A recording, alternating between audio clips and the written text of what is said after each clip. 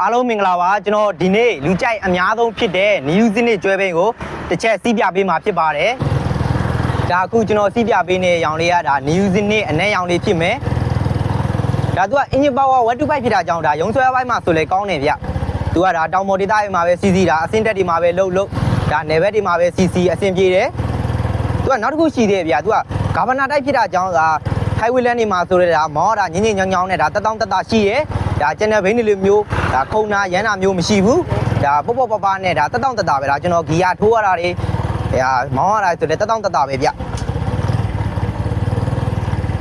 ဒါနောက်ထပ်သူကမင်းကလေးမရွေးယောက်ျားလေးမရွေးစီးလို့ရအဆင်ပြေတဲ့ဘိန်းလေးဖြစ်မယ်နောက်ထပ်အရှိချင်းလေးပါတာဆိုတော့ဒါအင်ရှင်မရဲ့အတွက်ဒါဈေးဝယ်တာပဲဖြစ်ဒါထမင်းကြိုင်ပါညာထည့်ရပဲဖြစ်အဆင်ပြေတယ်ဒါလုပ်ငန်းတက်သုံးမယ်ဆိုလဲဒါ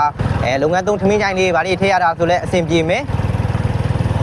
သူကအယောင်မှအနဲ့ရယ်အစိမ်းရယ်နှစ်ယောင်လာတယ်ခင်ဗျဒါ highway lane တွေမှာဆိုလဲတကယ်အဆင်ပြေတဲ့ဘိန်းလေးဖြစ်မယ်ဒါအခုကျွန်တော်သိနာဆိုလဲဒါပေါ့ပပဲမောင်းရတယ်လို့ကိုမထင်ဘူး